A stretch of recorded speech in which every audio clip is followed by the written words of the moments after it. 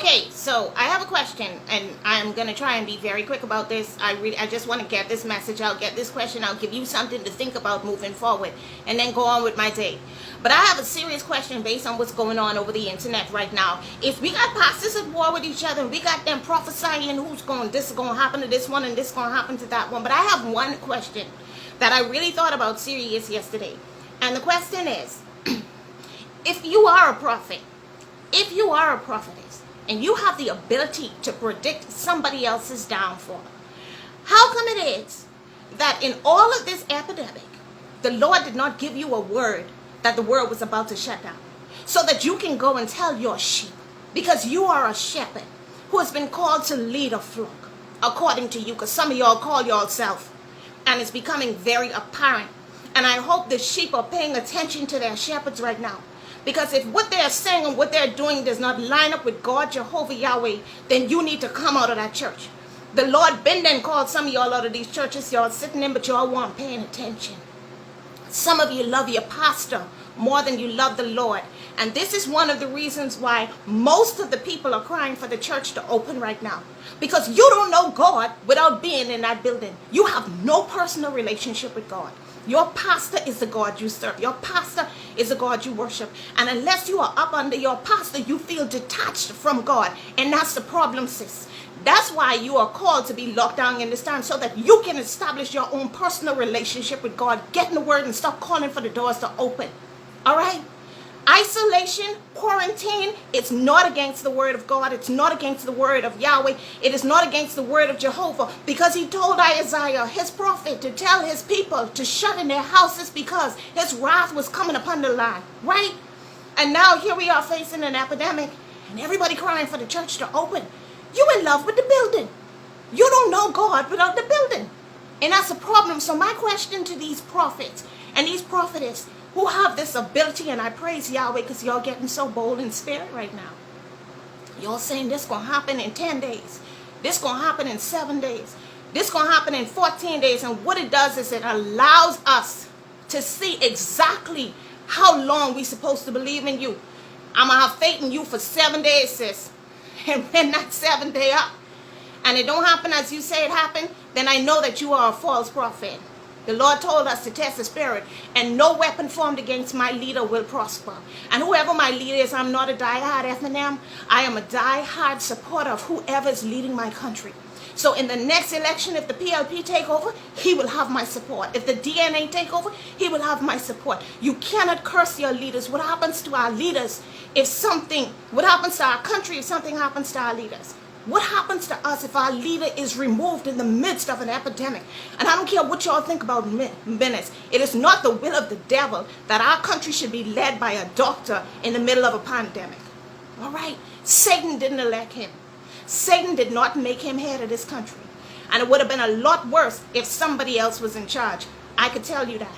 Right? So I want to know, if you have this great ability, and I'm not talking to any one person. I'm not here to target any one person, because it's a lot of it going over the internet right now, where we as leaders of the church are cursing people, cursing our nation, cursing people who don't follow us, and we putting these harsh words. I cannot believe what I'm seeing.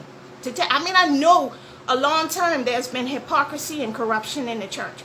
I knew that long time. I knew long time that a lot of people who sit on the pulpit are not really of God, Jehovah Yahweh. But I didn't expect y'all to be exposed so strong. And I hope the sheep are paying attention.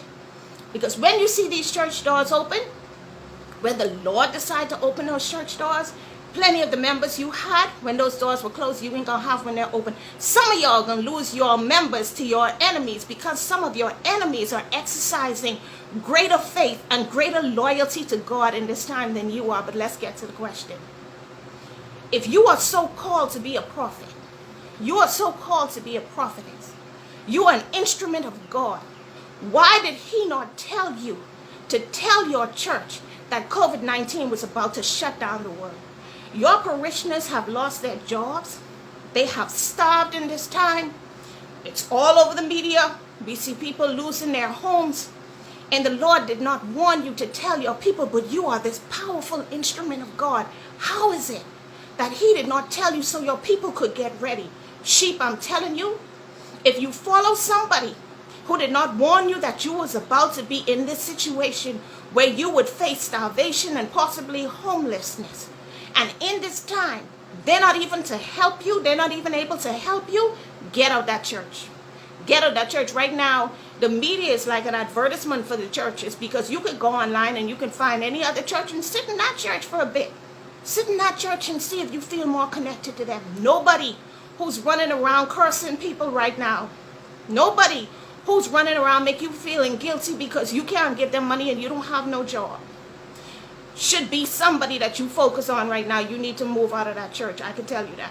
All right? Because if you are a prophet and if you are a prophetess, I think this was a great thing for the Lord to show your greatness. Y'all been predicting. We've been predicting earthquakes. We've been predicting floods, famine, all these great things we've been predicting. But didn't nobody tell us that the world was about to shut down? Nobody. But you could predict that somebody's going to fall in 7 days. Or you could predict that death is coming in 10 days. Or you could predict that some great harm is going to come to somebody who don't like you in the next 2 weeks. You can make these predictions, but not one of you prophesied to us that the world was going to shut down. All right? And that's not a word against every prophet and every prophetess, because you have some of them who are still silent in this time. Maybe they didn't warn you, but they're trying to help you. Some of them are still silent, but I'm talking about these prophets and prophetess who all of a sudden got a word from the Lord. And they know exactly what's going to happen, but they did not know that the word was going to lock down. Why didn't the Lord tell you? Like he told his prophet Isaiah to warn the people that their pandemic was coming and that they were supposed to lock up in the house. Like he warned Noah to tell the people that the flood was coming. Like he warned Joseph to tell Egypt that famine was coming. Like he warned Jonah to tell Nineveh that the wrath of the Lord was upon them. Why didn't the Lord use you, O great prophet, to tell his people? All right. Sheep, this is your time to pay attention to the words and actions. You know, there's a pastor that I never was a fan of. Absolutely never was a fan of. And he gained my support over this epidemic, just watching the respectful way he has handled people who are slandering him. Man of God, I'm looking at you. You have no idea who's paying attention to this lockdown. It's showing up a lot of people in this time. And I was thinking strong about it. All these prophets with all these words and stuff, how come they didn't tell us this great thing was coming? Because you should have been able to warn your sheep. Now, some of them didn't warn you, but they're here to help you. All right, so I'm not going to say anything about those people. They may not have warned you. They may not have known it was coming, but they know how to help you. See, because the Lord has given them wisdom. He may not have given them a word, but he has given them wisdom that you keep something for a rainy day. And boy, it's raining. All right, so just kind of think about that. I said yesterday, I said, Katrina, you didn't get no warning either. I really didn't need none, because COVID-19 has not changed my life. It has not changed my life at all. I always stay in my house. I always live on the bare minimum. And to tell you the truth, I put on 20 pounds. I mean, I know what it is to starve when y'all eating 3 meals a day. But here it is, y'all starving, and the scale is saying I need to stop eating. I don't know where all this food coming from. I praise Yahweh. I praise Yahweh for my grandmother. Listen, she could be mad to scorn at me if she ain't going to let me starve. I praise Yahweh for friends who just pull up to my door, you know, and ain't nobody need to do that for me, because some of them have children. Some of them have children. I don't have any children. It's just me and my beta fish, which is the cheapest pet to have, because I must have had him a year, and that food ain't gone down but a quarter yet. All right, so, you know, but people just been popping up looking out for me, so maybe I didn't need a warning. But I thought about something yesterday when I was going through this. I have a lecturer that just kind of popped up in my mind. And I was like, why does this woman pop up in my head right now? She ain't my friend. But I had 3 dreams about this woman. 3. And all 3 of them, well, 2 of them she was pregnant, and the last one she had a son. So usually when I have these dreams about her, well, within the time period that I had these 3 dreams about her, I just kind of see the pregnancy and didn't see anything else about it. But I thought about something that happened in one of the dreams where she was, pregnant. I guess this was the last stage of the pregnant, because, she was huge as a house. And she had hired me. She had asked me to do some event favors for a party she was having to celebrate. This is in the dream now, to celebrate this pregnancy. Right, she's going to have a son. Sure as I live and breathe, she's going to have a son. Well, it may be a daughter since we're putting it on Sure as I Live and Breathe. I don't know. A boy may mean a girl. I don't know. Whatever. But I've seen a boy. The pregnancies look like a boy, and the baby was a boy. I didn't see the baby, but I knew he exists. I was cleaning her house. I'd been hired to clean her house, and this boy was someplace, but I knew he was a boy. But anyway, in the dream, when she hired me to do these event favors, I remember, and this was before we shut down for COVID-19. Okay, this was before it was so popular, COVID-19. This was, it may have been when it was just a Chinese thing that we were so worried about. I'm not certain, but I know it was a good ways about that. The thought of shutting down was no way in our minds. But in the dream, I remember, and I only thought about this part of the dream yesterday. The things that she hired me to make, I remember in the dream, I couldn't do it because the country was shut down over something and all of the businesses were closed. And that didn't make a big deal to me when I had the dream, because I was just saying, gee, I see this woman pregnant one more time in my dreams. But when I thought about it yesterday, so I kind of sort of had a warning, but you know, we've never had anything like this happen in our life. Not in my lifetime. I'm 44 years old. I never saw it, so I would have never have thought along those lines. But sometimes the Lord does give us some little warnings.